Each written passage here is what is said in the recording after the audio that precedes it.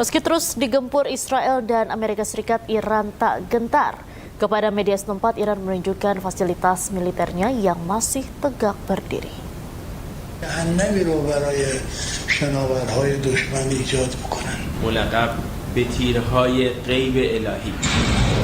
Pasukan Garda Revolusi Islam Iran kembali memamerkan fasilitas militer bawah tanahnya melalui media sosial. Video ini menunjukkan terowongan berisi rudal dan senjata lainnya. Terowongan ini dibangun khusus untuk meluncurkan rudal ke arah kapal induk Amerika di Teluk Persia.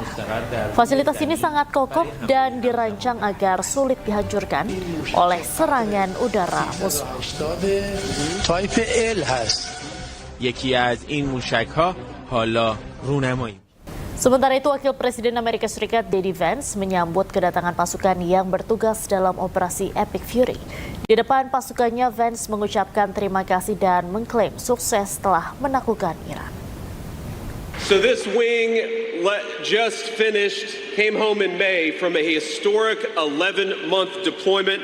The wing logged nearly 12,000 launches across the deployment and over 5,500 flight hours in support of Operation Epic Fury alone. All of the great things that we've accomplished, you guys are the reason that we've been able to accomplish it. So thank you and welcome home. A little bit late, but welcome home. Presiden Amerika Serikat Donald Trump menyebut Iran sangat ingin berdamai dengan Amerika Serikat. Ia juga mengklaim Washington sengaja memberikan Iran waktu istirahat seminggu untuk menggelar rangkaian upacara pemakaman pemimpin tertinggi Iran, Ayatollah Ali Khamenei, karena Amerika Serikat baik. We beat Venezuela in one day and we knocked the hell out of Iran. They're dying to settle. They want to settle so badly.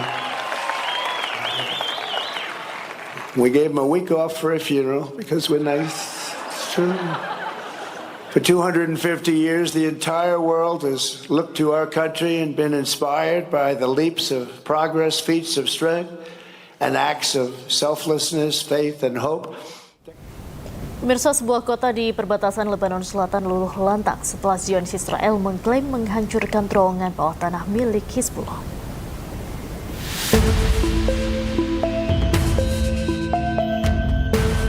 Kota Majd al-Zaun di Lebanon Selatan mengalami kerusakan parah setelah serangan yang dilancarkan Zionis Israel terhadap sebuah terowongan yang diklaim digunakan oleh Hizbullah. Rekaman dari wilayah dekat Bansori, distrik Tir, memperlihatkan dampak ledakan besar yang membelah kawasan permukiman. Sejumlah rumah warga tampak rusak dengan puing-puing berserakan di berbagai titik. Zionis Israel menyatakan telah menghancurkan jalur bawah tanah yang ditemukan di dalam zona keamanan di Lebanon Selatan. Wali kota Majd al-Zaun, Yusuf Sehaime, mengatakan kotanya telah berkali-kali menjadi sasaran serangan udara dan tembakan artileri selama konflik berlangsung. الحقيقة بوقت الحرب كانت مجد الزون تتعرض للعديد من الغارات الجوية والقصف المدفعي بشكل يومي. وبعد وقف إطلاق النار كنا موجودين بصور على مواقع التواصل الاجتماعي وردت معلومات أن العدو الإسرائيلي بده يفجر النفق الموجود بالجبل. وبالفعل بعد حوالي نص ساعة شعرنا برجية بالأرض وصوت وميد من النار بيّنت أنه مباشرة أنه العدو الإسرائيلي أقدم على تفجير المنشأة الموجودة بالجبل.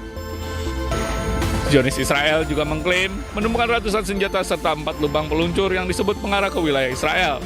Klaim tersebut belum dapat diverifikasi secara independen. Menteri Keamanan Nasional Israel Itamar Ben-Gvir melakukan kunjungan ke permukiman warga Palestina di Yerusalem Timur yang menyebut pasukan Israel telah menghancurkan 20 rumah dan menuntut lebih banyak rumah lagi diratakan.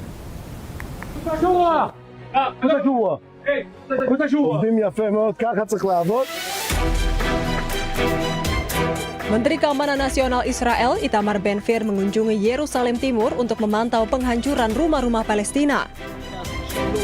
Ia mengklaim bahwa 20 bangunan ilegal warga Palestina telah dihancurkan, bahkan menuntut agar lebih banyak rumah lagi yang diratakan. Di tengah kunjungannya, ia juga sempat adu mulut dengan warga Palestina.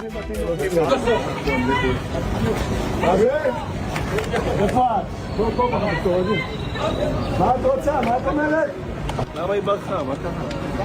היא מתלוננת שרוצים להרוס לה את הבית, אם זה לא חוקי הורסים. הבעיה שאתם הורסים לבתים שלנו. מה שלא חוקי אני הורס. מה שלא חוקי אני הורס. Penggusuran rumah penduduk Palestina dilakukan dengan dalih pembangunan tanpa izin yang dikeluarkan Israel. Media Palestina melaporkan kebijakan perencanaan Israel bersifat restriktif untuk membatasi pertumbuhan penduduk Palestina dan memperluas kendali Israel atas kota tersebut. 1000 hari perang menghancurkan Gaza, ribuan warga Palestina kini hidup dalam keputusasaan di tengah reruntuhan.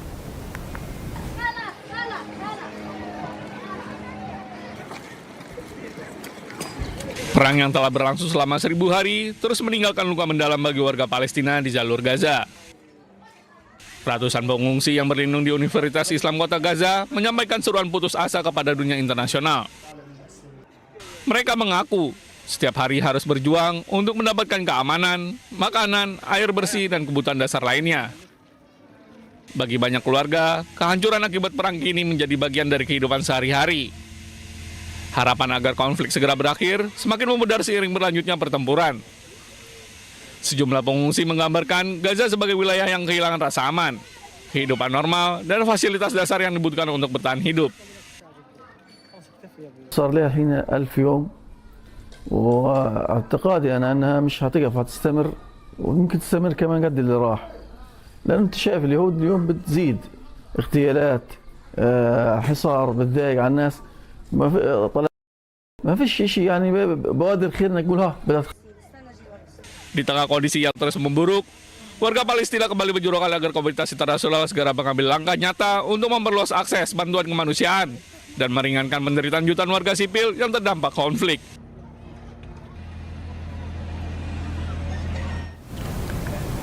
Pemirsa, kapal milik Pertamina yang sempat tertahan di Selat Hormuz satu persatu telah meninggalkan Selat Hormuz.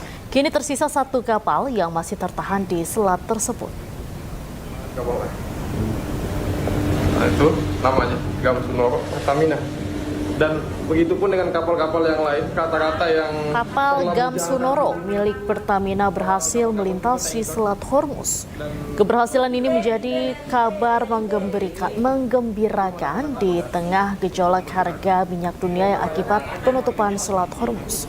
Berdasarkan informasi sementara, seluruh kapal Gam Sunoro dalam keadaan sehat, meski satu kapal berhasil melintas, namun kapal Pertamina Pride masih tertahan dan menunggu izin melintas. Rencana pelayaran menuju Kilang Cilacap juga masih tertunda. Kayaknya belum ada tanda-tanda untuk bergerak. Semoga lah ya. Tentunya untuk Pride sampai dengan saat ini kami sedang berproses untuk perizinannya. Nah, dan saat ini karena Selat Hormuz sudah memanas kembali, sehingga pelaksanaan kargo dari Pride masih tertunda.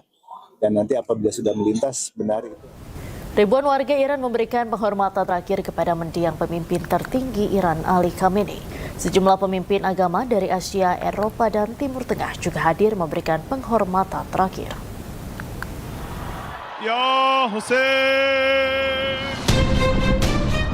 Ribuan warga memadati reruntuhan Masjid Imam Khomeini Husainiyah di Teheran, Iran. Mereka memberikan penghormatan terakhir kepada mendiang pemimpin tertinggi Iran, Ali Khamenei. Warga terlihat bersorak-sorai saat peti jenazah Ali Khamenei diarak selama upacara perpisahan. Selain itu, mereka mengadakan berdoa bersama dalam prosesi tersebut.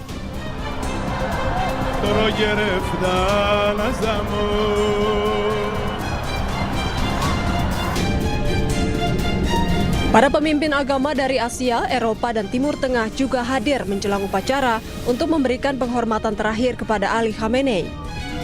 Perwakilan dari Rusia, India, Cina, Bangladesh, hingga Turki terlihat melakukan doa bersama sambil berduka menangis terisak.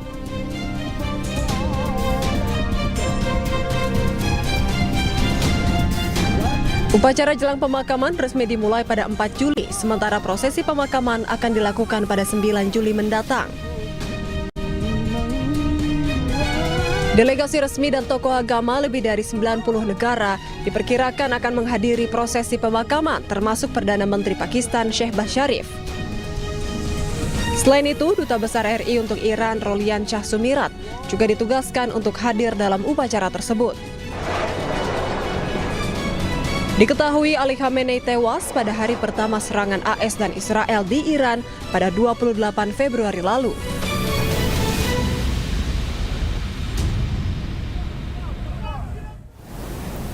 Pemirsa, keluarga, kerabat, dan tokoh nasional mengikuti upacara perpisahan kematian mantan pemimpin tertinggi Iran, Ali Khamenei. Ketua Parlemen Iran Muhammad Bagher Ghalibaf tak kuasa menahan haru dan menangis di sisi peti jenazah.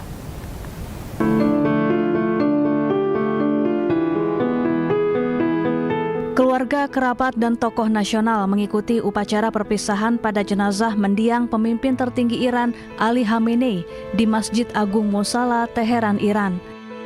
Sejumlah pelayat tak kuasa menahan haru. Bahkan Ketua Parlemen Iran, Muhammad Bagher Ghalibaf, menangis di samping peti jenazah Ali Khamenei. Adapun upacara ini berlangsung selama beberapa hari jelang prosesi pemakaman yang digelar pada 9 Juli mendatang. Sejumlah tokoh nasional Iran maupun perwakilan dari beberapa negara dikabarkan akan menghadiri upacara pemakaman. Sebelumnya, Ali Khamenei tewas dalam serangan udara gabungan yang dilancarkan Amerika Serikat dan Israel pada 28 Februari lalu. Ali Khamenei wafat dalam usianya yang ke-86 tahun. Presiden Iran Masoud Pezeshkian mengenang Ali Khamenei sebagai pemimpin yang adil, bermartabat, tegas, dan menjadi kebanggaan umat Muslim.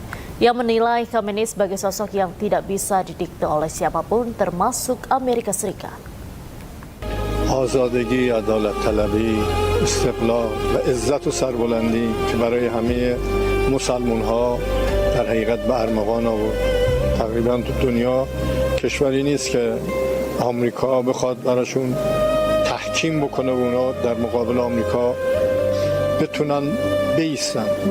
رهبر عزیز ما در مقابل تمام قدرت‌ها با قدرت ایستاد و از استقلال و آزادی کشورمون و مسلمان‌ها دفاع کرد. Perdana Menteri Pakistan Shehbaz Sharif yang hadir di Teheran juga ikut menyampaikan bela sungkawa terhadap kepergian Ali Khamenei. Made profound changes. آیت الله خامنه‌ای تغییرات عمیق و بنیادی زیادی را در یک زمان چالشی ایجاد کرد. ما به اینجا آمده ایم تا در این شرایط سخت به برادران و خواهران ایرانیمان تسلیت بگوییم و تاکید کنیم